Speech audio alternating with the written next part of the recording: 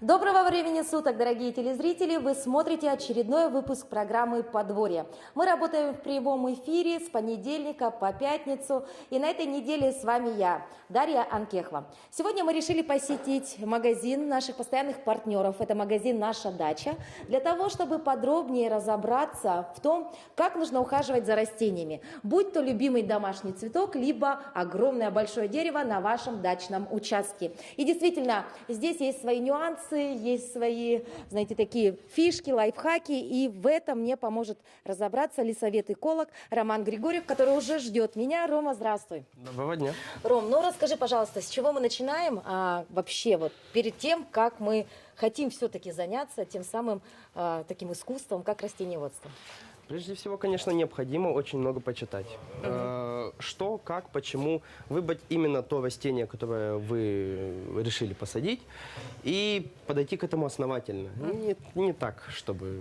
Захотела, чтобы цветочек дома рос, и купила горшок, семена и жду. Просто так ничего не бывает. Так, ну хорошо, давай пройдем по витринам вашего магазина и расскажешь. Ты у нас человек опытный, с 3 высшими образованиями, да? Да, учиться никогда не поздно. Да. Ну, здесь представлены пленки и пленочные укрытия, самые разные, от тонких до плотных, для разных именно способов применения. Тонкие по бокам, например, плотные сверху. Также имеется, например, затеняющая сетка. Это очень актуально. Вот, например, у нас жара очень сильная бывает. Да. Вот недавно как раз-таки была. Затеняющая сетка идет на поверхность теплицы, чтобы не так сильно жарко было. То есть это не на само растение накидывается? Нет, да? это именно на поверхность какую-либо. Ну и для пикника подходит тоже. На голову? Нет, на поверхность. Все понятно. И то есть она затемняет, и уже растения не так страдают, да, на теплицах? Да, именно. Особенно в поликарбонатных. Здесь что у нас? Здесь укрывные материалы. Белый, он для утепления именно, наверх. Да. А черный – это на почву. В нем разрезаются дырочки и сажаются растения. Это чтобы вокруг них не росли сорняки. Очень удобная и легкая тема.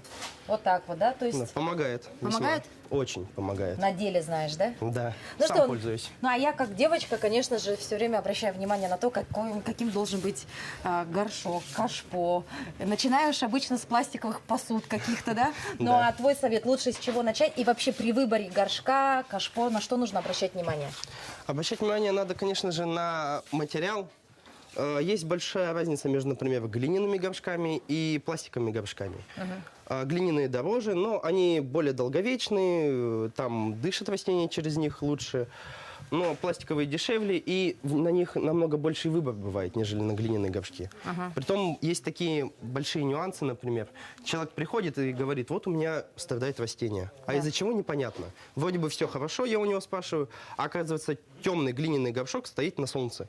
И корни обжигаются. То есть даже такие нюансы надо учитывать. Ну, а вообще при комфортном размещении это нужно все каждому индивидуально, да, растению? Кто-то любит много, да, места, кто-то поменьше. Или, именно. в принципе, есть... Кто-то любит больше солнца, кто-то меньше, кто-то и так, и так. Тоже надо это учитывать. Тенелюбы, солнцелюбы и всякое разное. То есть в этом нужно все-таки читать литературу при выборе, да? Да. А так это все пластик? Это все пластик, самый разный. От плотного до менее плотного. От дорогого до менее дорогого. Обязательно наличие вот этого поддончика должно быть, Поддоны да? обязательны. И слой дренажа тоже обязательно. Дренаж может быть любой. От керамзита до шелухи от яиц. Ну, лучше, конечно, специализированный покупать. А он обязательно должен быть на дне, правильно же? Да, около 2 сантиметров. Для кого-то больше, для кого-то меньше. Все понятно. А что ты вот сказал про глиняные горшки? Все-таки они, помимо того, что они долговечны там и как-то... Через них растения дышат. Через бока. Ну, глина сама, она же пористая, она дышит. И растения дышат и получают кислород в кору. То есть это тоже важно. В идеале лучше брать глиняные горшки, да? В идеале... хочешь, ну, да, конечно. Долговечность. Один раз купишь и надолго. Да, а пластик все равно нужно... Ну да, раз в 5 лет, наверное, менять. Тем более растения быстро растут. Но это для глиняных тоже. Вижу, вот там вот очень красивые вещи, посмотри. Но я даже знаю, что это, потому что у меня есть такой цветок. Орхидея, дендробитумы – это такие весьма особые растения по своей сути. Они очень прихотливые, поэтому для них отдельная полка даже есть. Для них очень большой дренаж нужен. они растут не в почве, а именно в коре растений. Потому что в природе они растут на коре других растений. Просто вот растение растет, и на коре они растут. В природе, в лесах То есть тропических. здесь земля не нужна вообще? Тут земля не нужна, тут нужен очень проветриваемый. Обычно кору используют, либо камни, буквально такие. Некоторые люди действительно выращивают, прям спиливают растение, ну, этот ствол с корой, и сажают на сосну, например, дома. Интересно. У тебя был такой эксперимент? У меня нет, собираюсь. Интересно, ну, сложно, конечно, домой затащить бревно. Ну, а вообще они, говоришь, ты прихотливый, да, орхидея выходит? Весьма, весьма прихотливо. А что, и помимо Ну, того, что хотя- поливать это мало, да? Поливать мало, надо вот именно в какой-то момент солнце, в какой-то момент тень. Вот это вот все. И для всех разных орхидей это большой все-таки, их много самых разных. Но у нас даже в природе есть орхидные. Да? Башмачки. Очень Есть. красивые. Но они краснокнижные. Все понятно, так, хорошо. Дальше мы, помимо того, что мы выбрали горшочек, захотели посадить орхидею, конечно, уход, питание, да, подкормка. Да, необходимо Вот здесь я обязательно. вижу очень много бутылочек. Основные какие-то такие моменты, что бы ты посоветовала приобрести, может быть, какое-то универсальное средство, которое для всего подойдет, и для огурчиков, и для тех же самых орхидей. Есть такое, что универсальное это всегда хуже, чем не универсальное. Специализированное под каждое растение это намного лучше. Все, понятно. То есть вот какие-нибудь универсальные, это будет для одного и для другого хуже, чем для того и другого специализированного удобрения. Ну, Есть самые разные интересные. ну и, допустим, из самых таких популярных, и вот что люди берут для... Самый популярный как раз-таки универсальный. Да? Вот, например, такой. Он универсален и хорош тем, что в нем очень большой состав. И есть много разных препаратов, которые, ну, просто в одной смеси. И если хотите больше удобрений, ну, больше урожая, то придется, конечно, заморочиться. Сначала одно, потом второе, потом третье. Но с этим урожай все равно больше. Но это все опрыскиваются или вливаем Это в поливается. почву? Вот это есть подкормки жидкие, они поливаются в процессе роста и развития растений. С мая по сентябрь-октябрь где-то Вот так. я слышала про это средство что-то очень много. Да, барагум.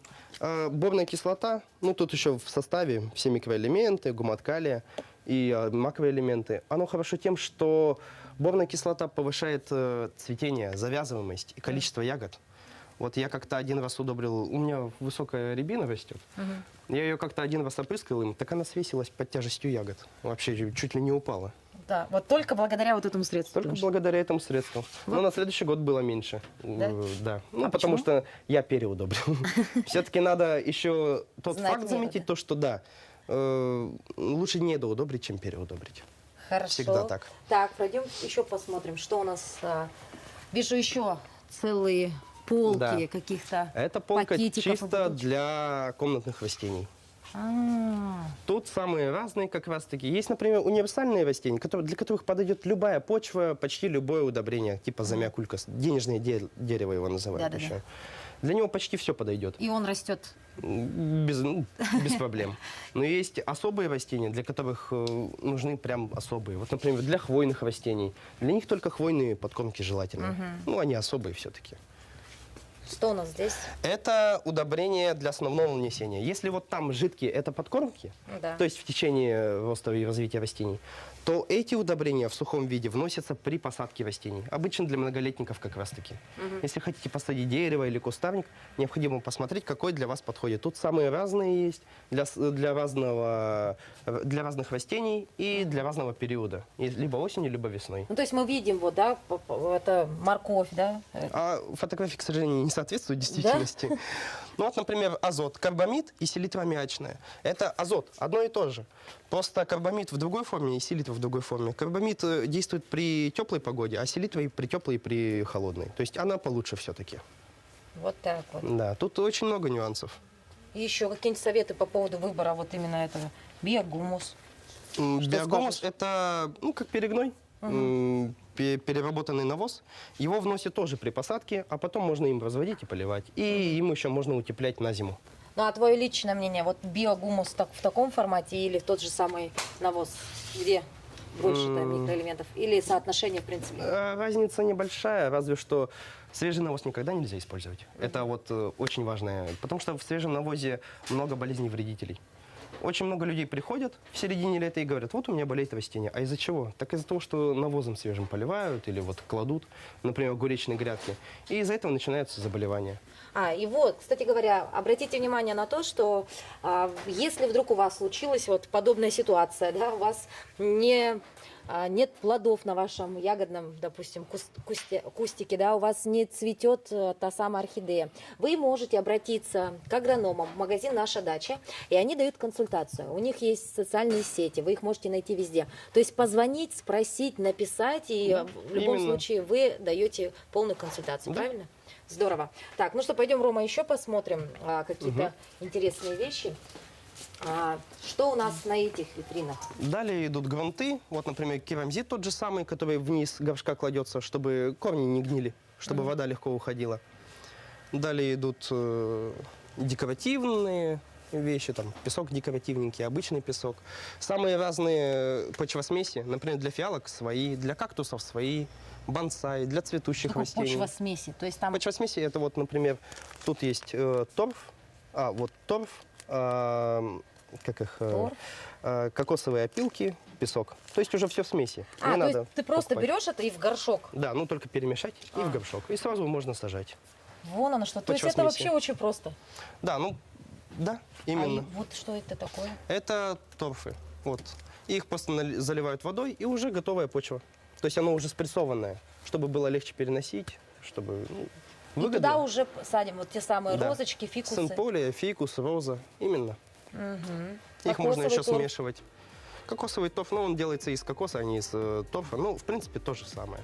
Просто их, вот чистые торфы, их смешивают с обычной землей для разрыхления. То есть для самых ленивых можно вообще не заморачиваться, просто взять вот такую вещь, замочить и все, и посадить. Да, именно.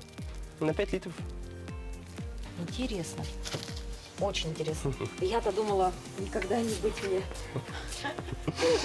Тут уже есть специальные грунты, уже более как настоящие грунты. Роза, сенполия. Сенполия это фиалки называются. Азалии вообще особые растения, рододендроны. Очень специфичные. Им нужна только вот такая почва, только такие удобрения. Для них другие не подходят. Вот очень много дам очень любят высаживать розочки.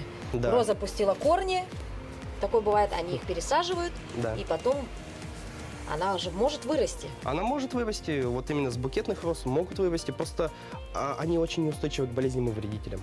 Если все будет хорошо, то переставите, например, на улицу, и ее съест тля буквально за несколько дней. Для этого нужно следить и вовремя принимать меры. Лучше профилактические, а не по факту. Все, ясно. Так, то есть розы, в принципе, могут расти на огороде, да? Конечно. Ну, и их, вот конечно, с букетов их надо заносить домой. Так, теперь переходим к вещам, которые вообще не поддаются логике, потому что я вообще не понимаю, что это. Это серия торнадика, российское производство, между прочим, очень отличная вещь. Например, это все для, инвентарь для огородных дел. Это вот 3 вида бура для разных глубин. Картофелекопалка, очень удобная. Только ей, конечно, приноровиться надо, но зато намного быстрее, Вот чем... это картофелекопалка? Да, А как она картофелекопалка. работает? За счет чего и что она? Я вот вижу только вилы, если это правильно сказать, да? И какая-то... она же окученная, она в рядах сидит. Картошка? Да.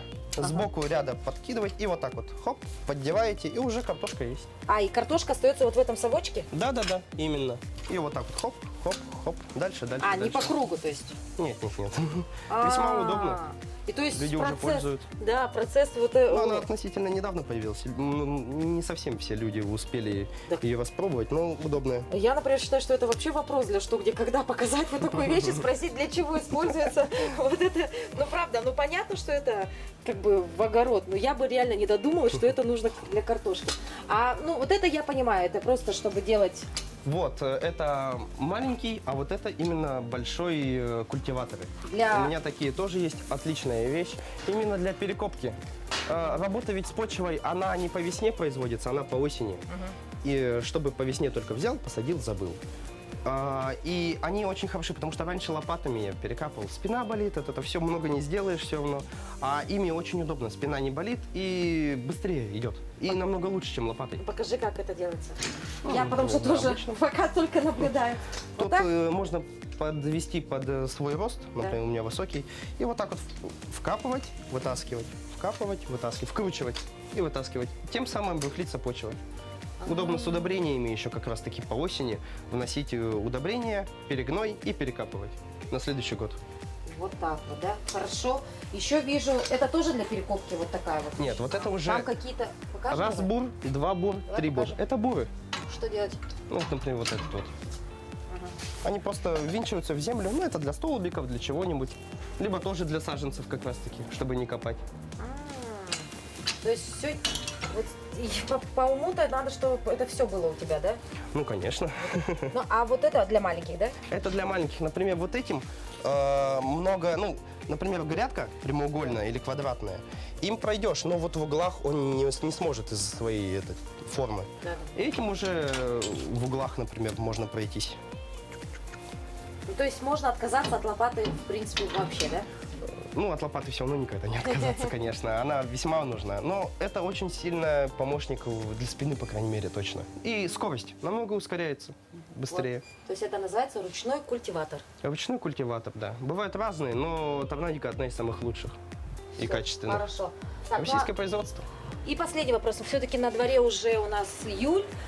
Есть ли еще возможность что-нибудь посадить и получить хотя бы визуальный какой-то результат? Будь то цветочки, либо все-таки можно еще посадить какие-то помидорки, или уже все поздно? Если есть теплица, то, конечно, потому что в последнее время изменение климата и осень очень затяжная стала. Поэтому где-то до октября можно спокойно выращивать, например, в теплице какие-то помидоры или огурцы. То есть возможно еще посадка, да? Да, ну вот насчет цветов, это скорее уже многолетники только можно посадить. Ну, Чтобы они к осени выросли, может быть, еще и не зацветут, но все равно будут. На следующий год уже зацветут. то есть сейчас можно заняться именно тем, чтобы на следующий год уже? Да, уже хоть и середина лета, но надо уже готовить что почву, что растения к следующему году. Ну тогда совет от тебя, как от опытного человека, про те самые многолетники. Что лучше посадить сейчас уже, чтобы на следующий год любоваться прям красотой, именно разноцветием? Можно как раз таки на дельфиниумы обратить внимание. Во-первых, Дельфиниум? их надо... Вот да, эти?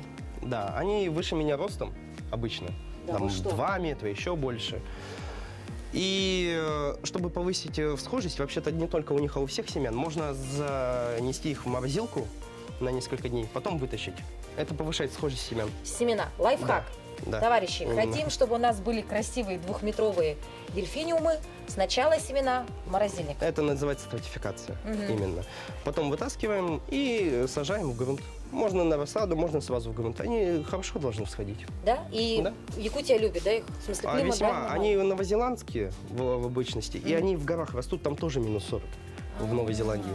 Поэтому они очень легко переносят наши морозы. Вот нынче было 62 градуса минус. У меня ни один дельфиниум не вымерз. Да. Ну, а все-таки твой совет, лучше посадка рассады или с семенами их? Ну, Чтобы не заморачиваться, можно сразу в грунт. Но если, конечно, хотите получше, можно заморочиться и рассадой. Кто во что гораст. и в этом году они, конечно же, уже не зацветут, но... Нет, в этом году навряд ли зацветут. Но на следующий, да, зацветут. Максимум цветения через 3 года. Мгм. А потом, так как это многолетки, они будут цвести Да, каждый да, да. Потом можно будет взять и по осени разделить куст, когда он будет взрослым, через 5 лет, например. И у вас уже будет 2 растения. То есть многолетки еще, в принципе, актуально их посадить, да? Да, весьма. И только огурцы, помидоры. Ну, у вас здесь столько семян, Ром. Да, 2200 наименований. А есть что-то такое уникальное, чего нет нигде в другом месте, только у вас? Либо, допустим, это что-то новое для Якутии? Новое для Якутии. Да. Вот для тех, кто у нас есть же зрители, которые просто фанаты этого дела, гонятся, допустим, за какими-то новыми Да, видами новинки. перчика или помидорчика. И вот мы сейчас как скажем, и завтра уже тут у вас будут стоять толпы. Что у вас такое? Тут весьма большой выбор. И одни люди ждут одно, другие другое. Тут предсказать вообще невозможно. Одной зелени, вот весь стеллаж, например. Ага. И, например, нынче люди полюбили фенхель. Фенхель? Да. Вот. Фенхель очень вкусен. Вот где он у нас покажет. Вот здесь. Я даже визуально не Он представляю. похож на укроп визуально. Он, во-первых, очень сочный, вкусный. Вот эти вот сами штуки, столоны. Белая часть, да? Да, белая. И он привлекает божьих коровок на участок, а божьи коровки едят тлю. Ага. То есть можно просто его рассадить по участку и избавиться от тли тем самым. То есть это вот такие биологические методы защиты. Ну, а по мне, так это те самые советы опытного человека, да? Можно посадить, и будут у вас и божьи коровки, все. Ну, вот видишь, какой Да. хороший совет, мне кажется. Многие сейчас возьмут это на заметку. Да. Тома, а ну давай немножечко, у нас осталось совсем немного времени. У тебя большой опыт, да? Ты прям живешь у нас- круглый год своим вот этим увлечением, работой, профессию связал с этим. Вот твой самый такой, я не знаю, яркий результат того, чего ты сам добился. Может быть, ты скрестил какие-то растения или еще что на твоем Я опыте? древовидные гортензии, они у меня не вымерзли. Да? Уже 3-й или, кажется, 4-й год растут. И они цветут. Ну, не каждый год, к сожалению, но все-таки цветут. И они были до минус 40 в теории. Я добился, чтобы они не вымерзли даже нынче, в нынешнюю зиму. То есть правильно удобрил калием под осень, укрыл правильно. И по осени, то есть по весне быстро их снял укрытие, Вот. чтобы не загнили. Вот такой вот у нас сегодня герой нашей программы. Еще раз напоминаю, что Роман Григорьев работает в магазине «Наша дача». Он у нас эколог-лесовед, знает все о растениях. И всегда, когда у нас возникают вопросы, какие-то мы обращаемся к нему. У него замечательная бабушка, которая увлеченно занимается этим же делом. И, видимо, в крови у тебя уже это было при рождении, да? Наверное. Ну что, дорогие друзья, на этом наш очередной выпуск программы «Подворье» подходит к концу. Давайте напомним вам о том, что если у вас есть вопросы, либо вы желаете стать участником программы, вы можете написать нам. Адреса и телефоны вы видите прямо сейчас на своих экранах. Также напоминаем вам о том, что у нас продолжается конкурс на лучшую дачу. Если вы считаете, что ваша дача уникальна или у вас есть какие-то определенные вещи, которых нет ни у кого в ванне, вы можете написать нам об этом в социальной сети, мы приедем к вам, снимем про вас сюжет, и вы автоматически становитесь участником. Итоги конкурса мы подведем этой осенью. Приз будет отличный. Принимайте участие, будьте активнее. Ну и, конечно же, у нас также напоминаем вам о том, что магазин «Наша дача» дает советы, делится своими лайфхаками. Просто вы можете написать им, позвонить, и они ответят нам. Ну что, на этом время нашего эфира завершается. Не прощаемся. Увидимся с вами завтра в это же время на телеканале Якутия-24 и НВК «Саха».